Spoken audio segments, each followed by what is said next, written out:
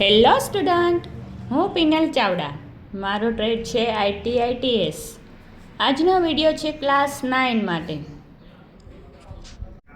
આજે આપણે જોઈશું યુનિટ નંબર 2, ડેટા એન્ટ્રી અને કીબોર્ડ ચલાવવાની કુશળતા.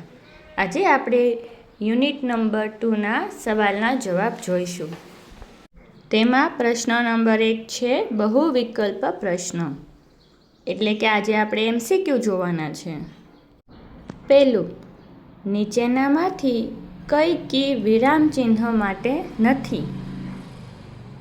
A. અલ્પવિરામ, B. પૂર્ણવિરામ, C. અર્ધવિરામ, D. સમાન. તો તેનો જવાબ આવે છે D. સમાન. સમાન છે એ કોઈ વિરામ ચિહ્ન માટેની કી નથી. બીજું, નીચેનામાંથી કઈ એરો કી નથી? A. ઉપર, B. નીચે, C. જમણે, D. ડાબે. તો એનો જવાબ છે A. ઉપર. પ્રશ્ન નંબર 3, નીચેનામાંથી કઈ ક્રિયા માઉસ દ્વારા થતી નથી? A. Left click, B. Right click, C. Middle click, D. Double click. તો તેનો જવાબ આવે છે C. Middle click. ચોથું, રેપિડ ટાઈપિંગ ટ્યુટરમાં નીચેનામાંથી કયું સાચું નથી? A. લીલા અક્ષરો સાચા ઇનપુટ બતાવે છે, B. પીળા અક્ષરો વધારાના સમયના સાચા ઇનપુટ માટે છે, C. લાલ અક્ષરો યોગ્ય સમયમાં ખોટો ઇનપુટ માટે છે, D. નારંગી અક્ષરો યોગ્ય સમયમાં ખોટા ઇનપુટ માટે છે. તો તેનો જવાબ છે B. પીળા અક્ષરો વધારાના સમયના સાચા ઇનપુટ માટે છે. પાંચમો, લેસન કંટ્રોલ પેનલ ખાલી જગ્યા વાપરી શકાય છે. A. Animation, B. અવાજ ચાલુ બંધ કરવા, C. સાદાઈ, D. બેકગ્રાઉન્ડ. તો તેનો જવાબ છે B. અવાજ ચાલુ કે બંધ કરવા. આપણે જોઈએ પ્રશ્ન નંબર 2, ખાલી જગ્યા પૂરો. પહેલું, ટચ ટાઈપિસ્ટ કીબોર્ડ પરના સ્થાન ખાલી જગ્યા દ્વારા જાણે છે. તો ખાલી જગ્યામાં આવે છે સ્નાયુ. 2. ટાઈપિંગ સ્પીડ ખાલી જગ્યામાં મપાય છે. તો તેનો જવાબ આવે છે પ્રતિ મિનિટ શબ્દોમાં. ત્રીજું, મૂળાક્ષરો A to Z અને 0 to 9 આંકડા ખાલી જગ્યા તરીકે ઓળખાય છે. તેનો જવાબ આવે છે આલ્ફા ન્યુમેરિક.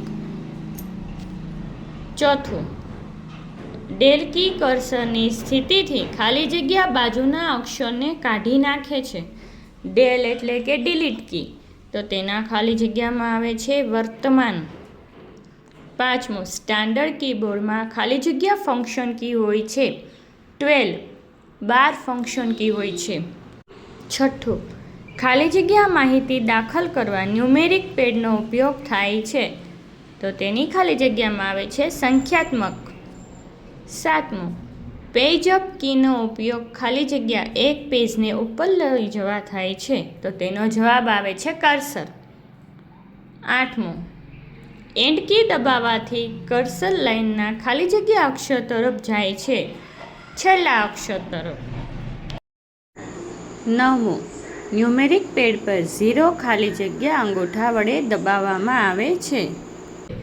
ખાલી જગ્યામાં આવે છે જમણી બાજુ. 10મું, ન્યુમેરિક પેડમાં ખાલી જગ્યા કોલમ એટલે કે ઊભી હરોળ અને ખાલી જગ્યા રો એટલે કે આડી હરોળ હોય છે. તો પહેલી ખાલી જગ્યામાં આવે છે 4 અને બીજી ખાલી જગ્યામાં આવે છે 5. હવે આપણે જોઈએ સાચા ખોટા. પ્રશ્ન નંબર 3, તો તેમાં પહેલું આવે છે બધી કી અન્ય કી સાથે વપરાય છે. તો તેનો જવાબ આવે છે સાચું.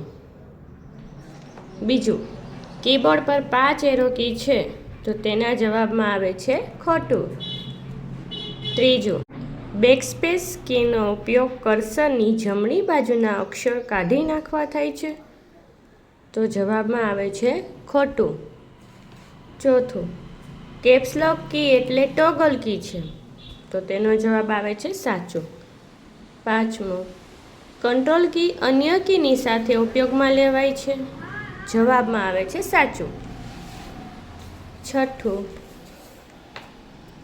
એન્ટર કીને રિટર્ન કી તરીકે પણ ઓળખાવવામાં આવે છે, તો તેનો જવાબ આવે છે સાચો. સાતમું, ફંક્શન કીના જુદા જુદા સોફ્ટવેરમાં જુદા જુદા અર્થ હોય છે, તો તેનો જવાબ આવે છે સાચો. આઠમો, એફ અને જે કીને માર્ગદર્શક કી તરીકે ઓળખવામાં આવે છે, તો જવાબ આવે છે સાચો. નવમો, કીબોર્ડ પર 2 કેપ્સ લોક કી હોય છે, જવાબ આવે છે ખોટું. 10મો, માઉસ પર 2 સ્ક્રોલ બટન હોય છે, તેનો જવાબ છે ખોટું. 11મો, પેજ ડાઉન કી કર્સરને બીજા પાના પર લઈ જવા વપરાય છે, તો જવાબ આવે છે સાચું. 12મો, હોમ કી દબાવવાથી કર્સર લખાણના પહેલા અક્ષર પર જાય છે, જવાબ આવે છે ખોટું. 13મો, ન્યુમેરિક પેડમાં નંબર 8 માર્ગદર્શક કી છે, જવાબ આવે છે ખોટું. 14મો, રેપિડ ટાઈપિંગ ટ્યુટરમાં સાચા ઇનપુટ પીળા રંગ દ્વારા દર્શાવાય છે, જવાબ આવે છે ખોટું. 15મો, રેપિડ ટાઈપિંગ ટ્યુટરમાં સ્વીકૃત સમય કરતાં વધુ સમય લઈ કરાયેલા સાચા ઇનપુટ લાલ રંગ દ્વારા દર્શાવાય છે, તો જવાબ આવે છે ખોટું. હવે આપણે જોઈએ પ્રશ્ન નંબર 4. ટૂંકમાં જવાબ આપો. તેમાં પહેલું છે, કોમ્પ્યુટર કીબોર્ડ પર ઉપલબ્ધ વિવિધ પ્રકારની કીની ચર્ચા કરો. કીબોર્ડ પર તમે જોતા જશો ઘણી બધી કી આવે છે, તો તેમાં આજે આપણે જોઈશું કે કઈ કીનો ઉપયોગ શું છે. તો તેનો જવાબ છે, કોમ્પ્યુટર કીબોર્ડ પર કીઓના વિવિધ પ્રકારો, તેમના કાર્યો અને ઉપયોગના આધારે નીચે વર્ગીકૃત કરવામાં આવે છે. પહેલું જોઈએ આપણે આલ્ફાબેટ કી. આલ્ફાબેટ કી છે A થી Z સુધીના 26 અક્ષર. તેનો ઉપયોગ છે ટેક્સ્ટ લખવા માટે ઉપયોગ થાય છે. બીજું છે નંબર કી. નંબર કી 0 થી 9 હોય છે. ઉપયોગ તેનો છે આંકડાઓ દાખલ કરવા માટે. ત્રીજું ફંક્શન કી. ફંક્શન કી F1 થી F12 સુધી હોય છે. શોર્ટકટ કી કહીએ તો આપણે તેનો ઉપયોગ છે વિશિષ્ટ કાર્યો કરવા માટે, જેમ કે F1 છે એ હેલ્પ ખોલવા માટે છે. F5 તો F5 છે પાવર પોઈન્ટમાં સ્લાઇડ શો માટે થાય છે. ચોથું મોડિફાયર કી. તો shift, control, Alt, FN, Alt GR એ બધી મોડિફાયર કી છે. તો તેનો ઉપયોગ શું છે? અન્ય કીઓ સાથેનું કોમ્બિનેશન કરીને કમાન્ડ્સ ચલાવવી. જેમ કે શિફ્ટ છે તો કેપિટલ અક્ષરોને ઉચ્ચારિત ચિહ્નો માટે છે. કંટ્રોલ અને અલ્ટ છે એ શોર્ટકટ માટે છે. પાંચમો છે નેવિગેશન કી. તો નેવિગેશન કી કઈ છે? Arrow key, home, end, page up, page down. તેનો ઉપયોગ શું થાય? તો કે દસ્તાવેજમાં અને ફાઇલોમાં સરકવા માટે. સરકવા માટે એટલે કે એરો કીઝ છે તો એ 4 ટાઈપની હોય છે: અપ, ડાઉન, લેફ્ટ, રાઈટ. તો જે બાજુ આપણે કર્સર લઈ જવું હોય તે બાજુ લઈ જવા માટે. છઠ્ઠું છે ફંક્શનલ કી એટલે કે સ્પેશિયલ કીઝ. સ્પેશિયલ કીમાં કઈ આવશે? ટેબ આવશે, એન્ટર, બેકસ્પેસ, ડિલીટ, ઇન્સર્ટ. તો તેનો ઉપયોગ શું છે? ટેબ છે એ છે ફોક્સ બદલવા અથવા ઇન્ડેન્ટ માટે. એન્ટર છે એ ઓપરેશન સમાપ્ત કરવા માટે. બેકસ્પેસ ટેક્સ્ટ ડિલીટ કરવા માટે. ડિલીટ ટેક્સ્ટ અથવા ફાઇલ દૂર કરવા માટે. સાતમું છે સ્પેસ બાર. સ્પેસ બાર છે તો તેનો ઉપયોગ શું છે? ટેક્સ્ટમાં ખાલી જગ્યા ઉમેરવા માટે. કોઈ પણ વાક્ય આપણે લખતા હોય તો તેમાં સ્પેસ મૂકવી હોય એટલે કે જગ્યા મૂકવી હોય તો આપણે સ્પેસ બારનો ઉપયોગ કરવી છે.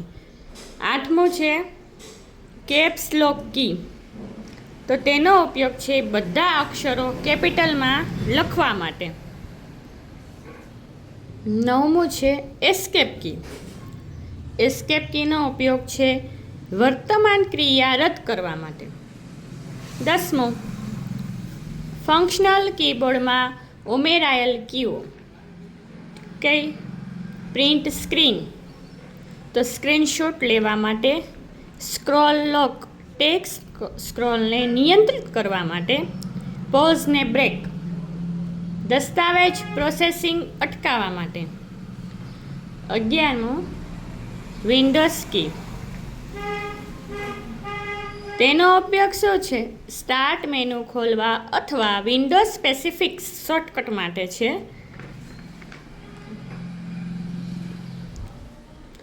12મું છે ન્યુમેરિક કીપેડ કીઝ, તો તેનો ઉપયોગ છે ગણતરી અને આંકડાઓ માટે સરળતા પૂરી પાડે છે. પ્રશ્ન નંબર 2, હોમ કી અને માર્ગદર્શક કી વચ્ચેનો ભેદ સમજાવો. તેનો જવાબ છે હોમ કી કર્સરને ટેક્સ્ટ ફાઇલની શરૂઆતમાં લાવે છે. માર્ગદર્શક કી જેમ કે F અને J એ દિશા દર્શાવતી કીઓ છે જે ટાઈપ કરતી વખતે યોગ્ય આંગળીના સ્થાન માટે મદદ કરે છે. પ્રશ્ન નંબર 3, માર્ગદર્શક કી દ્વારા તમે શું સમજો છો? જવાબ જોઈએ આપણે.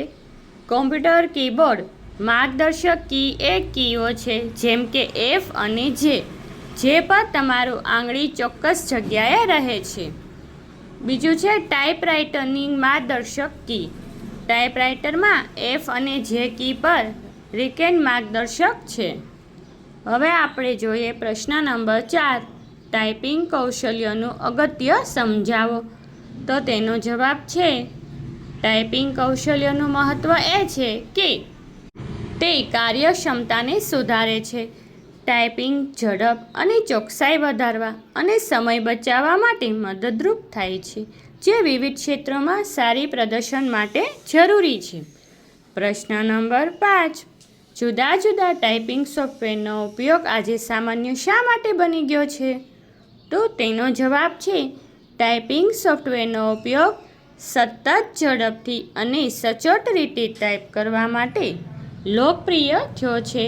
તે યુઝર્સને ગતિ, ચોકસાઈ અને કાર્યક્ષમતા સુધારવામાં મદદ કરે છે. પ્રશ્ન નંબર 6, કોમ્પ્યુટર કીબોર્ડની નીચેની લાઇન પર આંગળીઓને કીની ફાળવણી. તો તેનો જવાબ છે કીબોર્ડ ટચ ટાઈપિંગ માટેનું આંગળીઓનું સ્થાન હોમ રો પદ્ધતિ પર આધારિત છે જેમાં હાથની આંગળીઓને કીઓ ફાળવવામાં આવે છે. કીબોર્ડને સામાન્ય રીતે નીચે 3 લાઇનમાં વિભાજિત કરવામાં આવે છે. તો પહેલું આપણે જોઈએ હોમ રો. હોમ રો એ મુખ્ય લાઇન છે જ્યાં આંગળીઓ આરંભિક સ્થિતિમાં રહે છે. આંગળીઓની ફાળવણી છે કઈ રીતે થાય છે? તો કે ડાબા હાથમાં અને જમણા હાથમાં.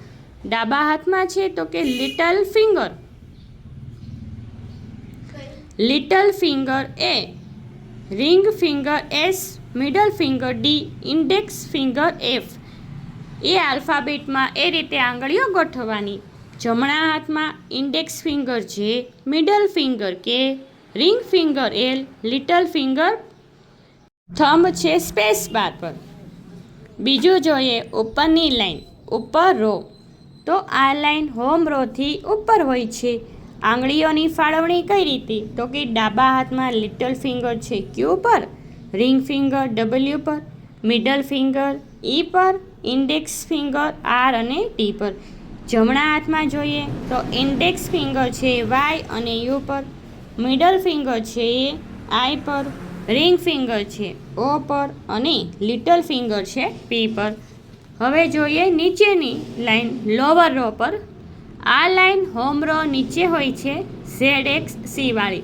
તો કે આંગળીઓની ફાળવણી કઈ રીતે? તો ડાબા હાથમાં છે little finger Z, ring finger X, middle finger C, index finger V અને B. જમણા હાથમાં જોઈએ ઇન્ડેક્સ ફિંગર એન અને એમ, મિડલ ફિંગર છે કોમા પર, રિંગ ફિંગર છે એ પીરિયડ પર ડોટ પર અને લિટલ ફિંગર છે. ચાલો ફરી મળીશું. આવજો. Thank you.